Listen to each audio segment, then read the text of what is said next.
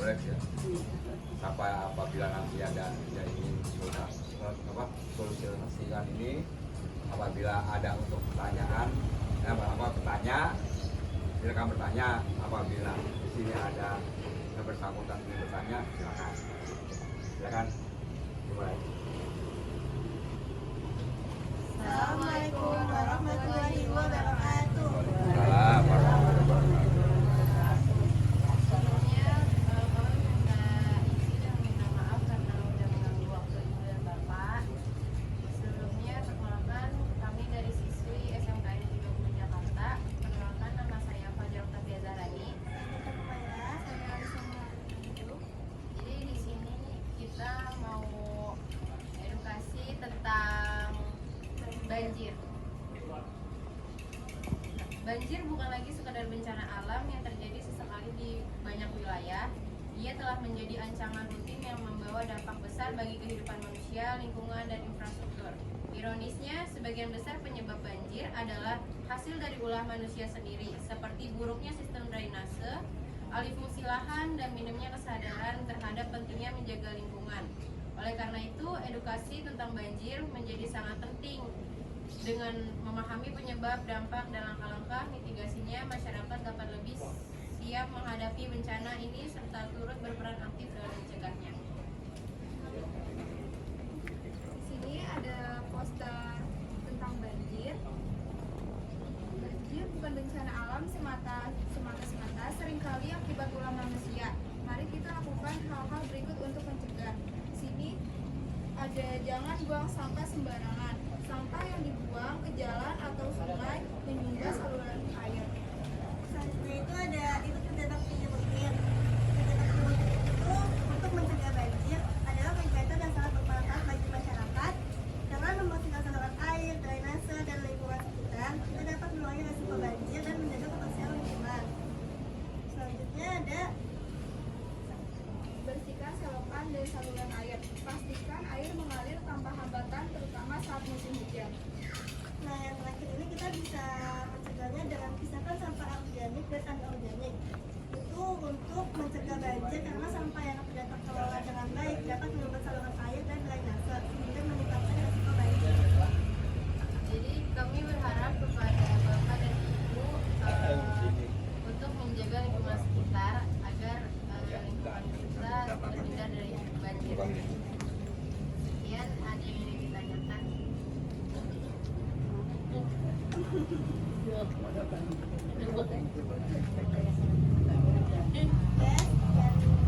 Bila tidak ada yang ditanyakan, kami tutup edukasi hari ini. Terima kasih. Wassalamualaikum warahmatullahi wabarakatuh. Assalamualaikum warahmatullahi wabarakatuh. Waalaikumsalam. Kami dari kelompok 3, mohon izin dengan Bapak siapa? Pak Hasanuddin Dari mana Pak? dari RT 01 RW 02. Jadi kami di sini izin bertanya ya Pak. Boleh. Tentang banjir. Apa yang sudah dilakukan oleh warga untuk mencegah banjir di lingkungan sekitar sini? Nah, dari warga semuanya itu selalu menjaga kebersihan dan kerja bakti bersama di RT 01 khususnya. Kalau misalnya kerja bakti itu sekitar hari apa gitu atau seminggu sekali? Itu yang resminya itu kan nggak ditentukan kan ya. Kalau misalnya itu kan misalnya dari kelurahan turun ke RW, dari RW turun komunikasi kepada RT ke RT. Nah, masing-masing RT terjun langsung ke mengumumkan kepada warganya masing-masing.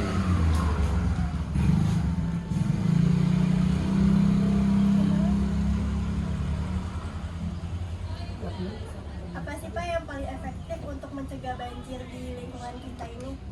Ya efektifnya yaitu kita jangan buang sampah sembarangan, terutama lagi yaitu kita membersihkan got, terutama itu mengangkat sampah maupun lumpur-lumpurnya itu.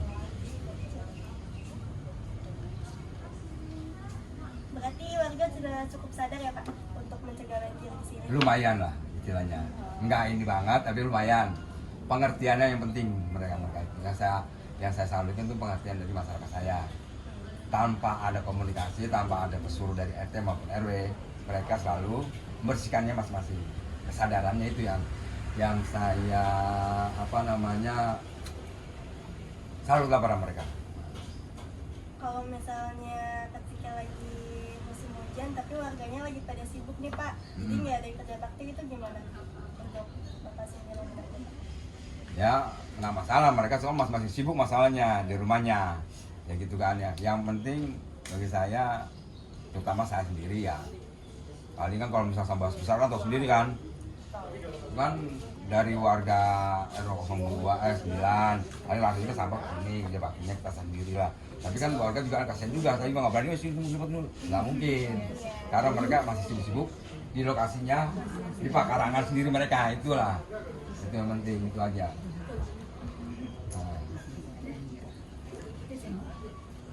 Udah segitu aja Pak pertanyaan. Oh dikit banget, cukup nih, udah masih ada waktu. Masih ada waktu. Kalau salurannya udah terlalu banyak sampah gitu Pak, udah susah untuk dibersihkan, itu apa yang akan dilakukan untuk membersihkan Pak, untuk mengatasi itu? Ya kalau bagi RT mau warganya ya harus diangkat. Nah itu nanti itu sampahnya maupun lumpur ada di posisi lumpurnya itu kan ada tempatnya. Nah sampahnya itu juga ada tempatnya, lokasinya, masalah gitu. Tungguin ditumpuki semuanya dari sampah-sampahnya itu, nggak dicampur dengan lumpurnya gitu. Nanti kan dari PSU ada yang mengambil atau kita warga ke tempat yang sampah umumnya gitu. Lari ke tempat umumnya gitu. Kalau misalnya nggak diambil kan dia juga sibuk kan, nggak, kalau waktu penting kan nggak sibuk dia di mana-mana. Kita juga nggak ngarepin dia mereka juga, karena mereka kecuali orang ada RW cepat ya gitu. Dan juga RT harus melaporkan juga kepada RW biar RW secepatnya melapor ke kelurahan, PSU, dan segera sampah-sampah yang banjir ini bisa diangkat supaya dilihat masyarakat maupun pendatang terutama ya sampean ya. Jadi nggak kelihatan tuh hukum bener. Nah kayak sampean dia warga sini bisa punya teman, tempat kamu tuh sampai banyak banget kan, nggak enak juga kan, itu yang aku pikirkan. Nah sama masyarakat juga begitu, dan kan gitu saya malu kalau punya anak, punya teman atau kita punya saudara dari luar kesini kan kok kumuh banget kok gitu ya. Insya Allah nanti bakal juga begitu ya. Terus apa lagi? Bener ya. Ntar lupa nanti ada pertanyaan lagi di sekolahan gimana? Oh belum bertanya itu sama guru-gurunya kan biasanya gitu. Saya juga dulu begitu soalnya. Iya, ini katanya gini lagi. Alasan apa saya juga? Waktunya sempit, ya kan? Jadi saya tuh. Tapi ini jangan bilang sempit loh, saya masih ada waktu loh ya. Nah, dan juga sini saya sebagai RT sudah, tadi kan udah bilang RT sebagai kerja atau agak. RT ini sama ibu RT keluarga kebanyakan, saya pribadi sudah pensiun. Jadi Pak RT ini sekarang membantu berdagang dagang istri saya. Agak kecil dari 57, sekarang jadi tahun 60. Terakhir deh Pak, biasanya kalau misalnya lagi banjir nih, apa sih dampak yang paling parah didapatin di warga sini itu apa dampaknya? Dampaknya yaitu masuk ke dalam rumah, airnya itu banjirnya. Setelah masuk sampahnya itu bukan dari warga, kebanyakan itu dari warga sebelah semua. Itu pada itulah, kadang sana tuh marah kan sama orang kalau buang sampah di mana itu saya akan marah. Karena apa? Jangan akan nanya dampak saya sendiri ya, dampak saya sendiri. Karena memang itu kan sebelah sini kecil, ini kecil, tapi kalau udah mampet, mereka air yang di sana itu jalannya susah. Itu nggak mau dia cepet turun. Tapi kalau diangkat, turun naik. Karena sengaja juga kami ini karena biar mampet itu sengaja, dan sampah-sampah yang merupakan tinggi itu nggak selalu di depan, biar air aja rembes, biar sampah itu masih di tempat gitu loh, kayak seperti karung, kan biar mereka di depan rumah mereka bisa kerja jadinya. Nah, saya gitu loh, bukan saya nggak benci enggak, supaya mereka tuh sadar sampah tuh di depan aja sampah tuh. Nah sekarang nih mana saya nggak korek, itu biar air turun, biar sampahnya tuh masing-masing ada di warga. Biar warga itu kan soalnya kan RT 2 pendampingan masalah depan-depanan ya. Tadi kalau saya korek, mereka tuh pada nggak kerja biasanya. Tapi kalau udah saya dimin, lumayan masih ada bersihin sampah, dia buang. Dia terserah dia mereka. Entah mau dibuang ke pusat sampahnya di sini atau di bawah kumpulnya itu. Nanti kalau udah kumpul banyak baru sampah biar bisa diangkat. Terus bagaimana cara menegur warga yang masih membuang sampah sembarangan gitu? Ya kesadarannya emang susah sih ya. Kita bukan satu warga ya. Kalau pendatang ini ya ada satu pendatang. Gitulah pendatang. Kita juga kalau kita bilangin takut mereka tersinggungan, baru sampah aja begini kan gitu.